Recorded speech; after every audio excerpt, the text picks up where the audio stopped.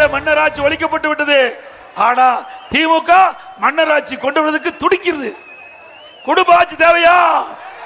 வாரிசு அரசியல் வேணுமா? ஆக அதற்கெல்லாம் முற்றுப்புள்ளி வைக்கின்ற தேர்தல் 2026 சட்டமன்ற தேர்தல். திரு கருணாநிதி அவர்கள், அதற்கு பிறகு ஸ்டாலின், இப்ப உதயநிதி முளைச்சிட்டார், பிறகு இன்பநிதி. என்னையா அநியாயம்? நாட்டு மக்களுக்கு வேற ஆளே கிடைக்கலையா? ஆக சிந்தித்து பார்க்க வேண்டும். இந்த தேர்தலோடு திமுக குடும்பத்திற்கு, திரு கருணாநிதி குடும்பத்திற்கு முற்றுப்புள்ளி வைக்கின்ற தேர்தலாக இருக்க வேண்டும். அந்த கட்சியில ஆளே இல்லையா?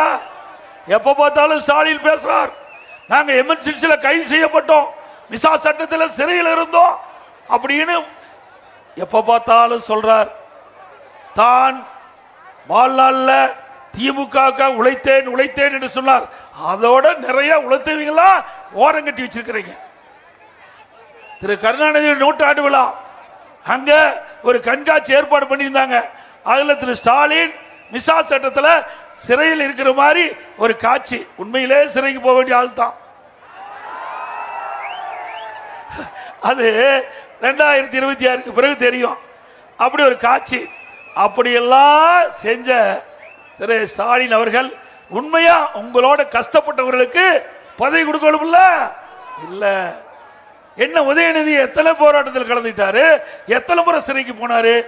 இதே அண்ணன் துரைமுருகன், அவர் எதிர்கட்சி தான், இல்லைன்னு சொல்ல. ஆனா அந்த கட்சியில அதிகமா உழைத்தவர் அவர். மிசா சட்டத்துக்கு போனாரு, எமர்ஜென்சில கைது பண்ணாங்க. அதிகமா தமிழ்நாட்டில் அதிகமா சட்டமன்ற உறுப்பினராக இருந்தவர் அவர். அவரு பதவி இல்லை. துணை முதலமைச்சர் உதயநிதி அவருக்கு பக்கத்தில் உட்கார்ந்திருக்கார். ஆக திமுகவை பொறுத்த வரைக்கும் குடும்பம் தான். கட்சியில் உழைப்பவர்களுக்கு அங்கே இடமில்லை. இங்க இருக்கிற பொறுப்பு அமைச்சர் திரு நேரு அவர்கள் சொல்றார், இன்பநிதி வந்தாலும் நாங்கள் ஏற்றுக்கொள்வோம். அப்புறம் அடிமை சாஸ்திரம் எழுதி கொடுத்துட்டீங்க, அப்புறம் துட்டு வாங்கிட்டு இருக்கிறீங்க, இல்லைன்னா உங்களை எடுத்துருவாங்கல்ல. என்பதை சொல்லினா பதவி காலி ஆயிரும். ஆகவே திரு நேரு அவர்கள் 1989 சட்டமன்ற உறுப்பினராக இருந்த பொழுது திரு ஸ்டாலின் சட்டமன்ற உறுப்பினர் தான் இருந்தார். அப்பவே அமைச்சராக இருந்தார். அவர் சொல்றார், கேவலமா இருக்குது. அந்த அளவுக்கு திமுக ஒரு மோசமான கட்சியா இன்றைக்கு மக்கள் பார்க்கப்படுறாங்க. குடும்ப உறுப்பினருக்கு தான் அங்க இடம், உழைத்தவர்களுக்கு அங்க இடமில்லை. அனைத்து இந்திய அண்ணா திராவிட முன்னேற்ற கழகத்தை பொறுத்த வரைக்கும் உழைப்பவர்களுக்கு தான் முதலிடம். நான் வர முடியுமா? ஒரு கிளை செயலாளர் இருந்தேன், ஒன்றிய பொறுப்பு இருந்தோம், மாவட்ட பொறுப்பு இருந்தோம், மாநில பொறுப்பு, எம்எல்ஏ, எம்பி, அமைச்சர், அப்புறம் தான் முதலமைச்சர். இப்ப உங்களால பொதுச் செயலாளர். இப்படி திமுக வர முடியுமா? சொல்லுங்க பார்க்கலாம். திரு ஸ்டாலின் அவர்களே, உங்களுக்கு தில்லு திராணி தெம்பு இருந்தா எங்க கட்சியிலும் உழைப்பவருக்கு கட்சியில தலைவர் கிடைக்கும். திமுக கட்சியில வெற்றி பெற்று வந்தா வராது.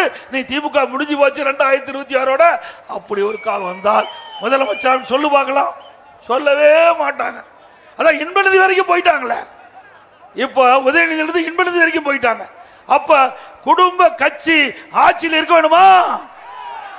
குடும்ப அரசியல் தேவையா? வாரிசு அரசியல் தேவையா? அதுக்கு முற்றுப்புள்ளி வைக்கின்ற தேர்தல் 2026 சட்டமன்ற பொது தேர்தல். அது மட்டும் இல்ல, எல்லாம் எண்ணி பாருங்க. எப்ப பார்த்தாலும் ஸ்டாலின் பேசுறான். எடப்பாடி பழனிசாமி பாரதிய ஜனதா கட்சியோட கூட்டணி வச்சுட்டார். வச்சா என்ன தப்பு? உனக்கே எரியுது, உனக்கே எரியுது. நாங்க யாரோட வேணாலும் கூட்டணி வைப்போம். அது எங்க கட்சி, எங்க கட்சி, எங்களுக்கு விருப்பப்பட்டவோட கூட்டணி வைப்போம். அதுல என்ன தப்பு இருக்குது? திராவிட முன்னேற்ற கழக கட்சி அகற்ற வேண்டும், அந்த எண்ணத்தில் நாங்க இருக்கிறோம். பாரதிய ஜனதா கட்சி ஊழல் நிறைந்த திமுக கட்சி அகற்ற வேண்டும், அவர்களும் அந்த எண்ணத்தில் இருக்கிறாங்க. 2 பேரும் கூட்டணி அமைச்சோம். அந்த கூட்டணி அமைச்சதிலிருந்து ஸ்டாலின் அப்படியே அப்செட் ஆயிட்டார். சட்டமன்றத்தில் பேசுறார். எனக்கு திடீர்னு எந்திரிச்சார் திரு ஸ்டாலின். என்னை பார்த்து உடனே ஒரு கேள்வி கேட்டார். நான் கூட ஏதோ ஒரு வேற தான் கேள்வி அப்புறம் நினைச்சிட்டு இருந்தேன்.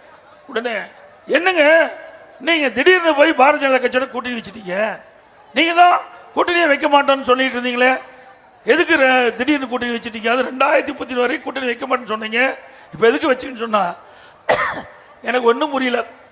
அவர் அண்ணா திமுக இருக்கிறா திமுக இருக்கிறான்னு தெரியல.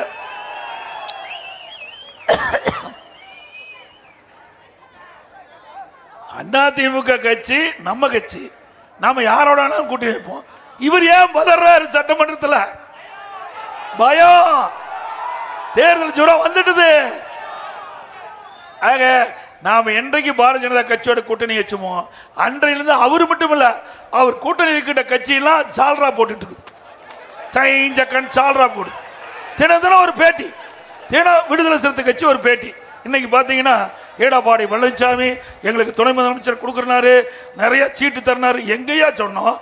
நீ எங்களை வச்சு அடையாளப்படுத்தாத, எங்களை வச்சு அடையாளப்படுத்தாத. கொஞ்சம் கொஞ்சமா திமுக உங்க கட்சி சாப்பிட்டுக்கிட்டு இருக்குது. இன்னும் கொஞ்ச நாள் ஆனா விழுகிரும், திமுக விழுகிரும். கம்யூனிஸ்ட் கட்சி அங்க இருக்கிறவர் சொல்றார், திரு சண்முகம் சொல்றார், ஒரு போராட்டத்தில் கலந்துக்கிட்டு நிருபர் கேள்வி கேட்கிறாங்க, திமுக அரசாங்கம் 98% அவர் கொடுத்த வாக்குறுதி நிறைவேற்றப்பட்டதுன்னு. அவர் கேட்கிறாரு, எங்கேயும் நிறைவேற்றினாங்க? இல்லையே, நிறைவேற்றினாங்க, எதுக்கு போராட்டம் பண்றாரு? யாரு? கூட்டணி கட்சியில் அங்கம் வைக்கின்ற கம்யூனிஸ்ட் கட்சி அந்த கேள்வி